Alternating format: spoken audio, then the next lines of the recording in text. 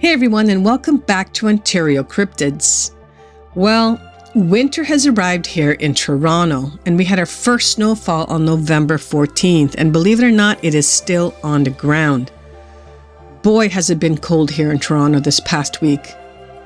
Now, I have the heat on in the house, so you might hear the furnace pop on and off on occasion, so I hope that's not too distracting.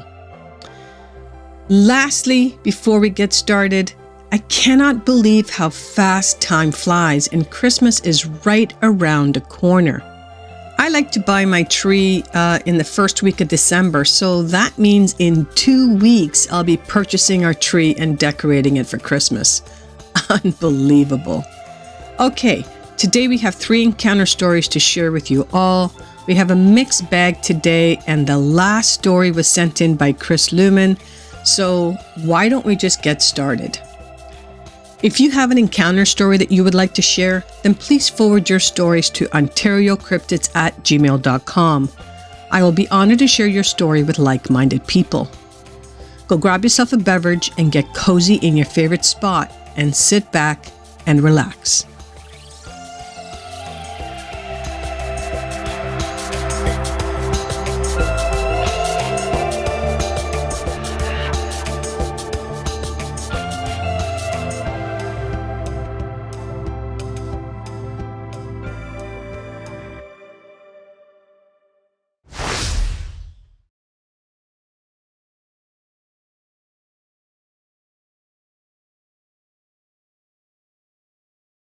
Okay, this first one occurs the week of October 11th of 2022. We're going to Clay and Ray County, Missouri, and the closest town is Excelsior Springs. Last weekend, my boyfriend and I decided to take a trip to Elms Hotel.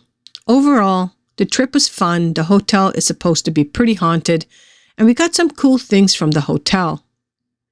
This is our first week back, and things have been so weird. The first weird thing that happened was Tuesday. There was a loud crash, so my boyfriend immediately got up thinking someone broke in. Obviously, by this Reddit, that was not the case. There was no evidence that anything had even fallen. On Wednesday, the Alexa went off, just whispering. I had the TV on, so I couldn't hear what she was saying, but I turned it off immediately. Now, Thursday is when things started to get weird. It was in the middle of the day, and my boyfriend and I were sitting in the living room. No TV were on. We weren't even talking to each other, just watching TikToks. Then our Alexa starts rapping some weird-ass Mark Twain rap, which is apparently an Easter egg. Yet, no one has said anything. Which brings us to tonight. We keep hearing tapping sounds outside, really weird, and of course, nothing was out there. After I said, "This is so annoying," the loudest bang hit our bedroom wall. The tapping just continues. Hopefully, it'll end soon.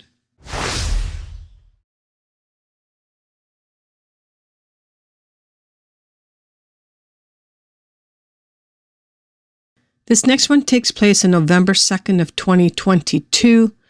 We are going to be headed to Garrett County, Maryland, and the nearest town is Swanton.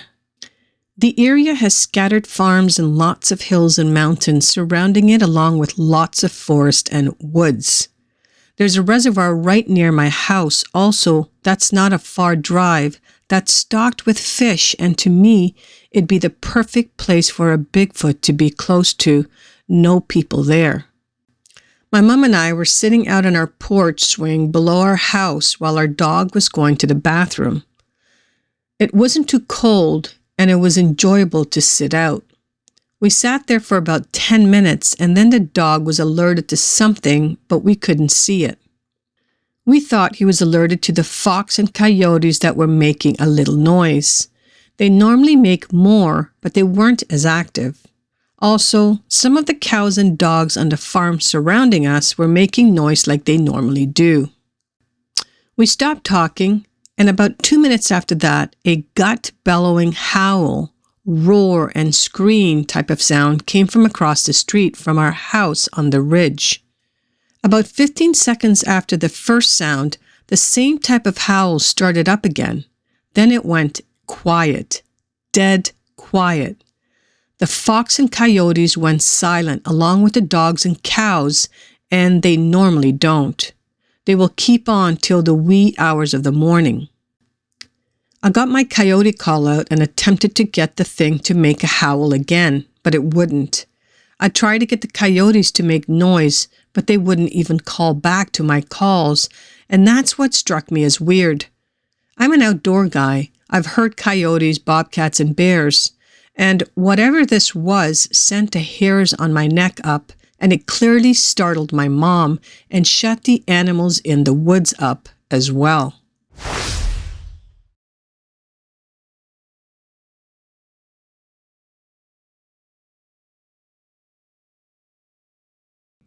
Okay, so this last one takes place around 2006.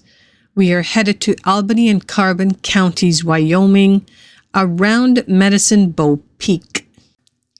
Hello, V. The other day I was listening to a podcast about missing people and how people can end up disappearing without any trace. When I was working in Wyoming right about that time, I had the encounter with the unseen creature in the thicket.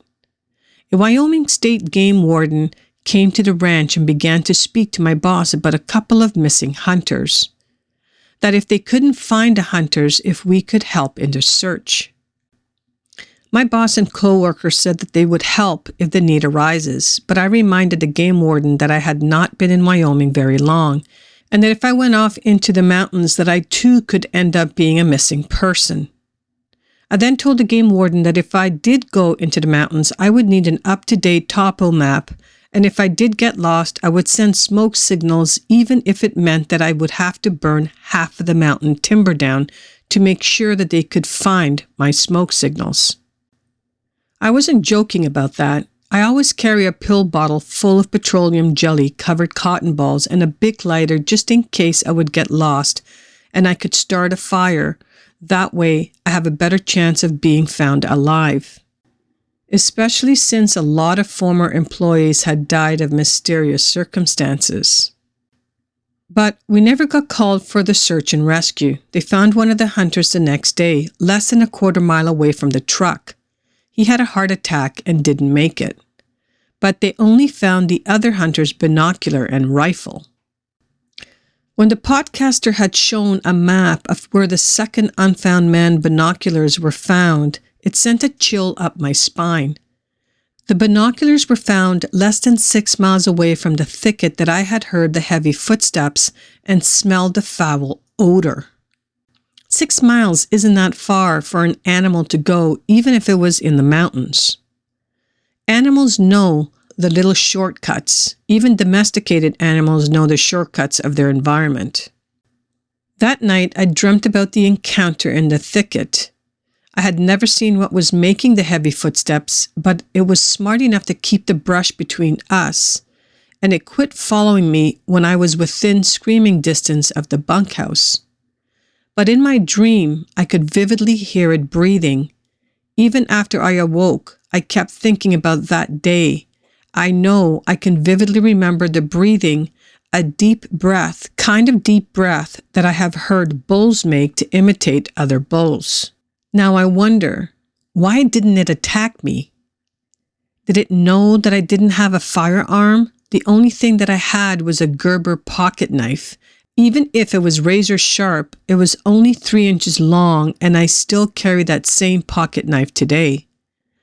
Or was it aware that I was close to help, and if it attacked me, that I would have a good chance of being able to scream for help? I was younger and in a lot better shape than an old hunter with a bad heart condition, who shouldn't have been allowed to go hunting alone without using the buddy system. Could it have been what made the Woodnocks and seen me with a rifle and didn't want to chance it? Anytime someone loses their lives, it's a serious ordeal. But with the 2 missing hunters, both were up in years and had severe heart issues. Seeing that map and that mountain range sent chills down my spine. I doubt that they will ever find that one hunter's remains. Nature has long since reduced him to dust. There are those who think that Sasquatch is like a lovable big ape like Harry from Harry and the Hendersons. And others think he is not from this world and can go in between dimensions. I believe they are flesh and blood animals and that they are opportunists. And who's to say that the old man had a heart attack and died and Sasquatch was able to have a snack? Or the bears got to him? I don't know. I can't say for certain, but everyone needs to show the natural world respect. All right, there we have it, guys. 3 great stories. I do want to thank 99 Jordan for allowing me to share the first story. That story was posted on Reddit. And Chris Luman, thank you so much for sending in your story. It is amazing sometimes what can spark your memory to something that has happened to you, whether it's paranormal or just an event, period. But very intriguing that those missing hunters were basically in the same neck of the woods of when you used to work on that farm. But in any case, very, very compelling. And it reminds me, obviously, of David Paulides, and who I do watch his YouTube channel quite a bit and listen to all the disappearing people and circumstances, etc. Speaking of David Paulides, he has his latest movie, which I think is going to be out to the public December 15th. And apparently he's also selling Blu-ray copies of his movie, so you can order those right on his channel. All right, that's going to wrap it up for today. Thank you again, Chris, for sending in your story and allowing me to share it here with like-minded people. I always enjoy hearing stories from this community. Okay, if these stories reminded you of an encounter that you may have had and would like to share, then please forward your stories to OntarioCyrptids@gmail.com. I would be honored to share your story on this channel. Thank you guys for listening until the end. I truly appreciate it. Please hit the like button on your way out and smash that subscribe button if you're new to my channel. Also, don't forget to hit that notification bell so you can stay up to date with all my latest uploads, shorts, and when I'm going live. Have a great weekend, and I hope to see you all next week right here on OntarioCyrptids.